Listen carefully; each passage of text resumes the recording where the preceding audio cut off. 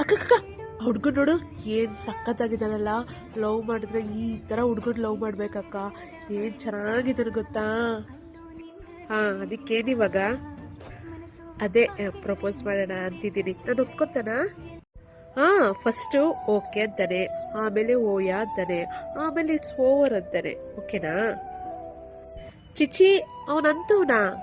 ಹ್ಞೂ, ಯಾವನ್ ಹೆಂಗೆ ಅಂತ ನೋಡಬೇಡಿ, ಲವ್ ಮಾಡಬೇಡಿ. ಅದಕ್ಕೋಸ್ಕರ ಎತ್ತಪ್ಪಮ್ಮನ ಬಿಟ್ಬೇಡಿ. ಅವನು ಕೊನೆಗೆ ಪ್ರೆಗ್ನೆಂಟ್ ಮಾಡಿಬಿಟ್ಟು ನಿಮ್ಮನ್ನು ಬಿಟ್ಬಿಡ್ತಾನೆ. ಪಾಪ ನೀವು ಅಬಾರ್ಷನ್ ಮಾಡ್ಸೋಕ್ಕಾಗ್ತೀರಾ? ನೀವೆತ್ತ ಮಗುನ ನೀವೇ ಬೀದಿಗೆ ಬಿಟ್ಬಿಡ್ತೀರಾ. ಆಮೇಲೆ ಇನ್ಯಾವನೋ ಬರ್ತಾನೆ, ನೀವು ಚೆನ್ನಾಗಿ ಯೂಸ್ ಮಾಡ್ಕೊಡ್ತಾರೆ, ಕೊನೆಗೆ ಅವನು ನಿಮ್ಮನ್ನ ಬೀದಿಗೆ ಬಿಡ್ತಾರೆ. ಸೊ ಆಮೇಲೆ ಈ ಥರ ಬೀದಿಯಲ್ಲಿ ಬಿದ್ದು ಸಾಯ್ರಿ. ಇದೇ ಅಲ್ವಾ ನಿಮ್ಮ ಗತಿ? ಅಯ್ಯಯ್ಯೋ, ನನಗಂತ ಬದುಕಬೇಡಪ್ಪ.